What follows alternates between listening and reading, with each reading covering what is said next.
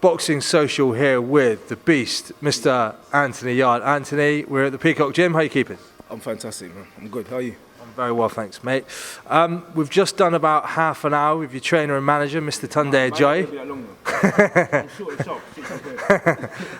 The closeness and fondness of Tunde for you is clear to see. What's that relationship built on? It's built on trust, principle, like-minded stuff in terms of like hard work and mentality, love for the sport, food, you know, things like that. And obviously in some areas I teach Tunde a lot, and in some areas he teaches me a lot. So yeah, we just, you know, they say you bounce off of each other. Just want to speak to you about being WBO #1 challenger. How's that feel for a start? It feels good. I feel like it was unexpected from when I turned professional for it all to happen this quick. You know, I'm doing my job in the ring. I'm doing my job outside of the ring as well. Trying to just be mentally focused, mentally prepared, etc. Physically focused, physically prepared, and at the same time, you know, live your life and do what needs to be done. But to come up and not have that sort of GB funding, not coming into professional ranks with a gold, with Olympic gold medal round your neck, it's a serious achievement to be WBO #1 so quickly. What do you put down to that success? How have you done it without the funding and sort of, you know, the Olympic setup? A lot of people don't give me credit for it. I'm not ever looking for credit. A lot of people give me a lot of stick as well, saying I'm not fighting nobody, I'm doing this, I'm doing that. But if they go and do their research, I've had a gradual and, you know, good career. And my career is going to continue to get better. And I'm getting to the serious stages now. For me, it's always been serious, but I'm getting to serious stages now.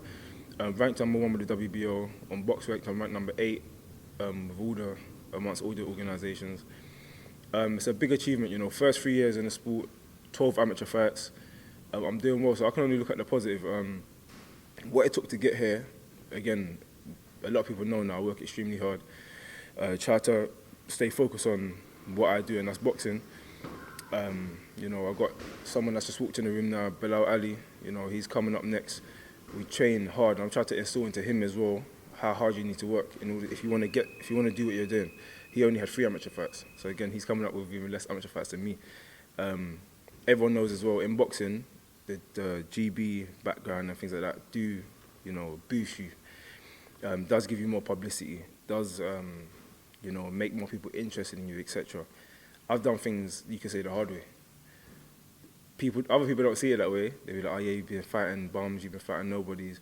I've been knocking out these guys that other people or other GB fighters ain't been knocking out. So that's obviously the reason why the point system or the whatever you want to call it has started to rank me so high, because I'm stopping people that never been stopped before. I'm hardly getting hit. It's all down to your performances, which people don't understand, but you know, it's boxing, man. So how come you didn't end up in the system then? Is it because you just came to boxing too late, or how come we didn't see you sort of ABA champion and moving into the Olympic setup? Because you clearly would have had the talent to make waves in that scenario.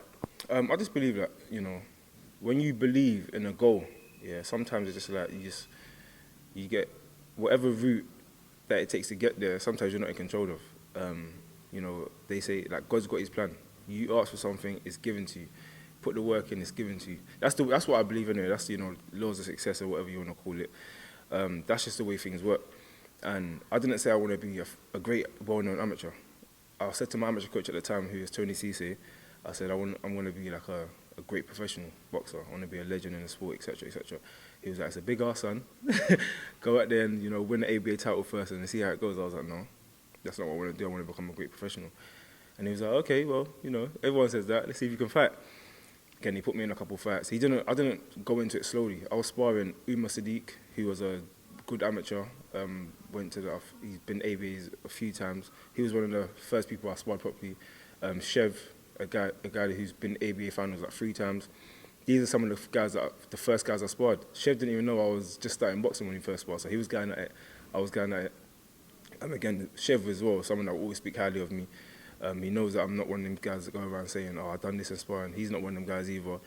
But again, he's a top amateur. In terms of the route in boxing, in the amateur system, I joined Tony Cisse. I didn't join no popular club. I joined Tony Cisse. I just said I want to just be good. I want to be physically strong, etc. Every fight I had, I was knocking out my opponents. And no one wanted to fight me. I went a whole year without getting any fights, literally 12 months. And after that, we entered the competition. Then they said they lost my boxing card. So I was like, this is just signs, just to turn pro. Believe in yourself and just work extra hard. So moving on to your next fight, Mehdi Amar, 23rd of Feb in Leicester.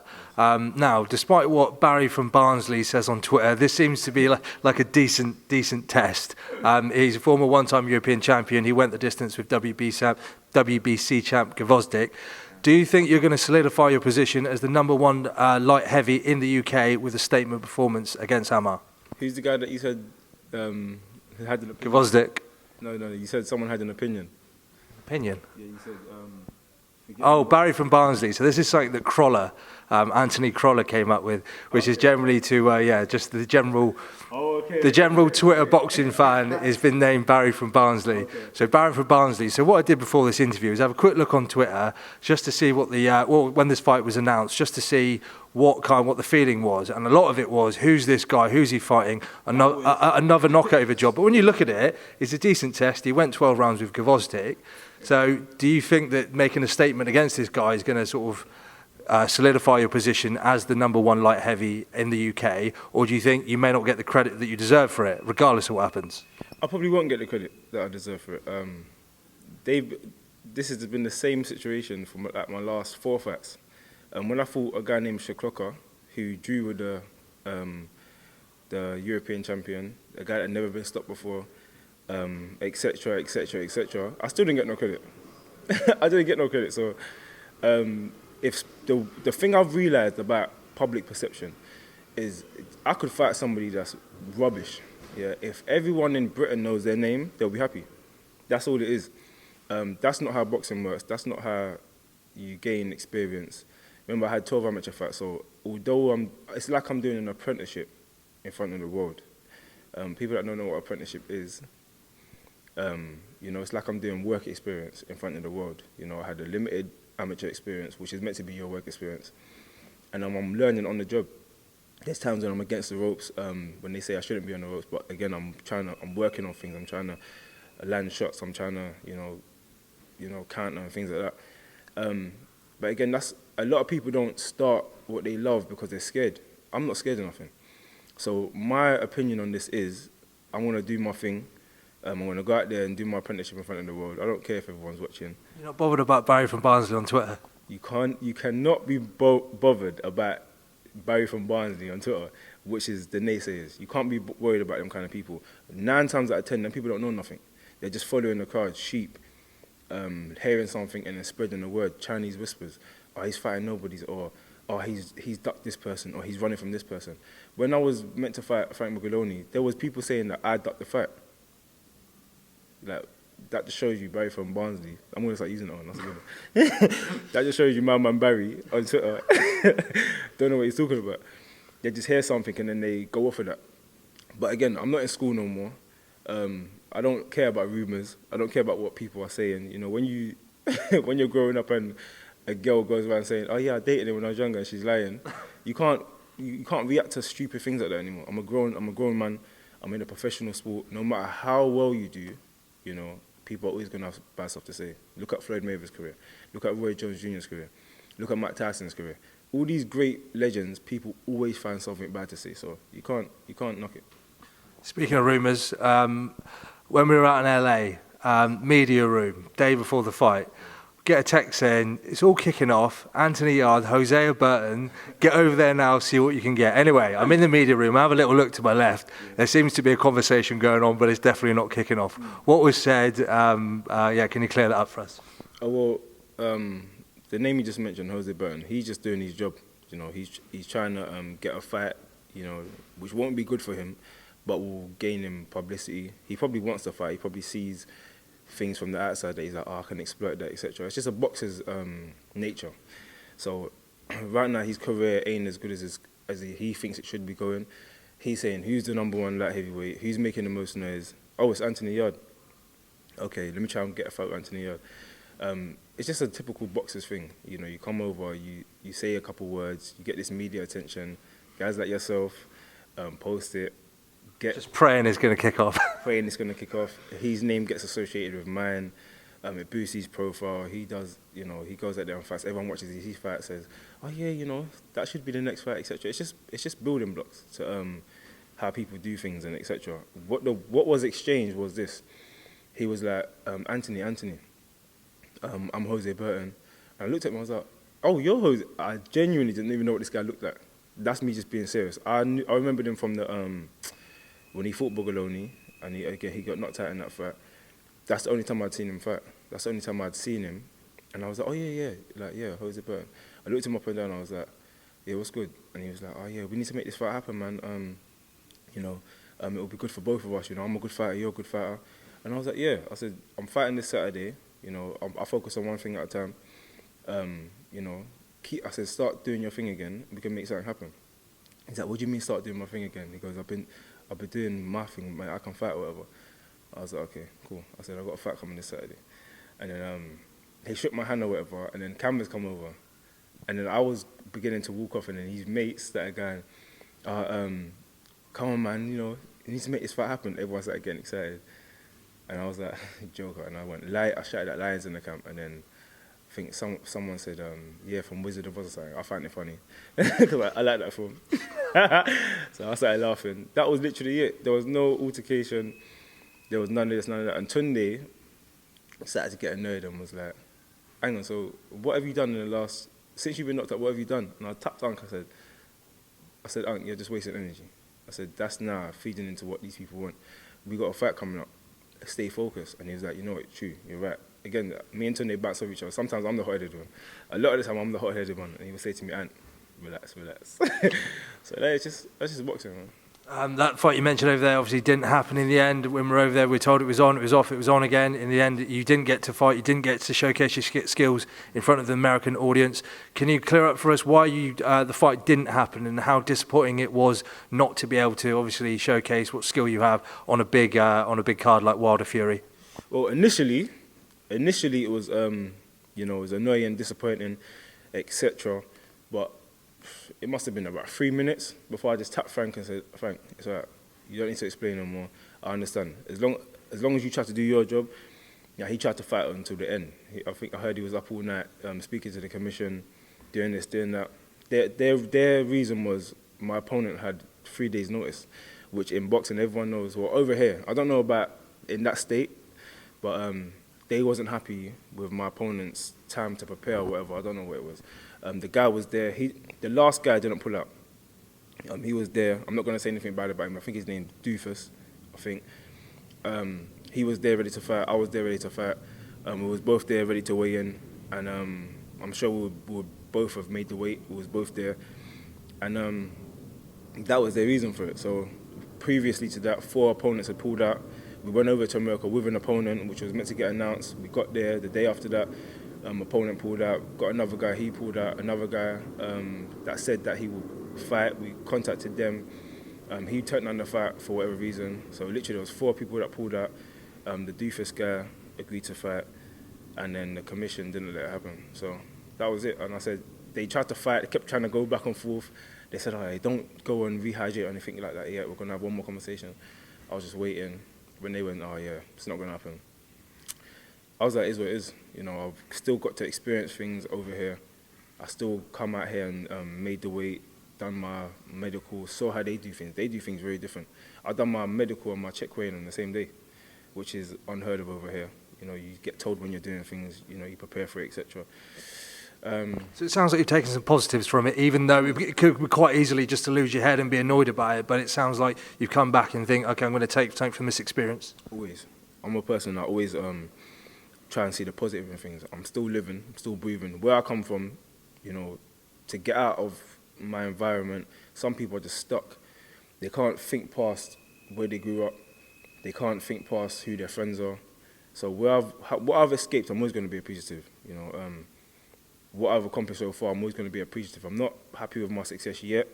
I still got a lot to gain, a lot more to succeed in, etc. But I'm always going to be positive in the decisions I've made. I've never been a follower. when my friends were doing bad things or still are doing bad things, I say, bro, if you continue to do what you're doing, we're going to have to split ways. You see that what I'm on. I don't want to get dragged back into that mind frame or whatever. Certain friends, they say they care about you, but they don't. If they did, they wouldn't call you in certain situations. They wouldn't do certain things in your presence or make you be around that. So again, you know, you escape certain things. Everyone's got a past. Everyone goes through trials and tribulations. And sometimes, you know, they say, who said this bar, and I liked it? Tyrese, when he was going through his problems and he was crying on social media and everyone was laughing about it. I laughed a couple of times, but what he was going through was serious. You know, when it comes to your kids, he said every level there's another devil, which means every level you get to in life, whether it's to do with your family, success, your career, there's always going to be challenges. So I just see it as one of them things, you know, test your will, test if you believe, all them kind of things. I said, bruv, nothing really bad happened. I still come out here, got to experience, I still got to watch the fight. My name was still associated with the fight at this stage in my career, so I took positive from it. It's some pretty decent weather that week as well, so not too bad. Are you going to be, if the Fury Wilder rematch happens, are you going to be straight on the phone to Frank saying, Frank, get me back on that undercard? I've never asked Frank to be on any show. I like to make a good account of myself and I want Frank to want me to be on these shows. I want the public, because Frank even told me the public in America were asking, is Anthony going to be on the show? When I fought in Texas, I got a massive reception. They just like excitement, they like knockouts.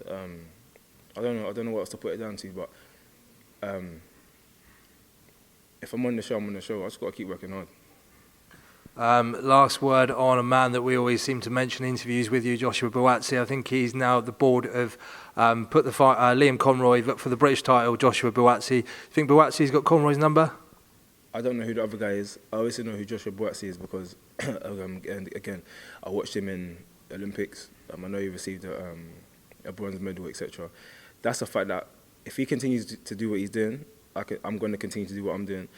That's a big fight for both of us. You know, we're both from London. He's signed a deal with Nike London. I've signed a global deal with Adidas. That's a good fight for myself and him. I feel like we should learn from past people's mistakes, which I believe. I've told both of them already. I told Lawrence Okoli and I told Isaac Chamberlain. You used to have done it too early. It was building nice, and then you went in there when you both, you know, stunk out the arena. They both agreed. They both admit it as well. You know, that could have been a way bigger event. That could have been a bigger fight. You want to let this marinate into a pay-per-view fight? Is that what you're telling us? If it's not pay-per-view, it's not pay-per-view.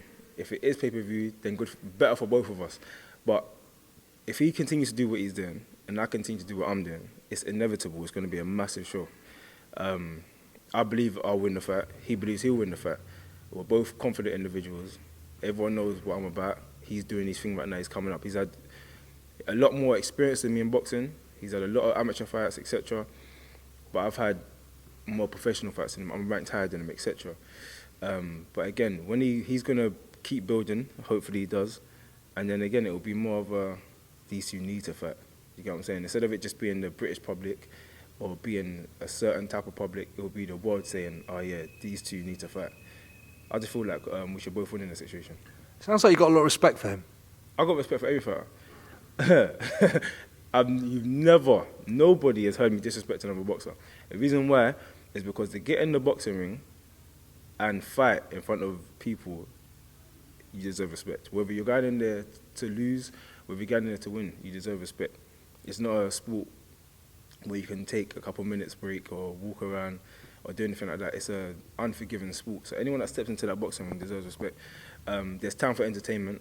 I'm sure if me and Joshua Buatsi get into it and the fight's going to happen, we'll both entertain. And that's just the way it is. I've never disrespected any boxer. From people that have called me out, I've never been disrespectful. I just say, don't come with no rubbish because I'm from wherever I'm from. I've grown up a certain way and I'm just going to be real 100%. That's just what it is. A man whose career does demand respect is Mr. George Groves. We've heard his retirement today. Oh, yeah. Yeah. Any words on Groves' retirement? I mean, was it a shock that he's retired? And what kind of career do you think he's had? Something that you would aspire to have? Something similar? Obviously, as boxers, I'm an undefeated prospect or undefeated contender. I'm always going to aspire to have a better career. You know, I never put limits on what I can achieve or what I want to do.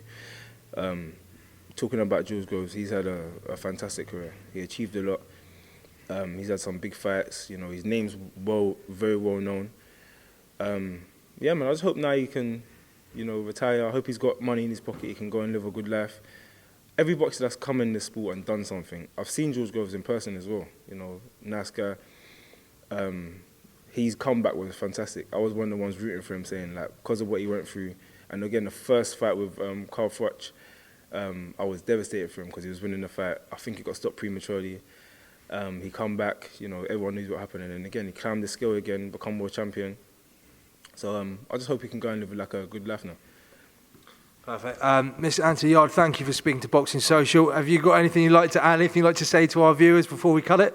Lions in the camp. You know the set. We don't get weak. I ain't finished. We don't get weak, we get deep. Keep supporting. It's always going to be lions in the camp. Lions in the camp is a mentality. Go and hunt what you want and don't give yourself any choice. You know, lions ain't got no choice but to go and hunt and to eat. So it's always going to be lions in the camp. Beast from the east. You know the set. Stamina for sale. Adidas. Boxing Social for this interview. BT Sports, Frank Warren. You know the set. Thanks for your time. Cheers.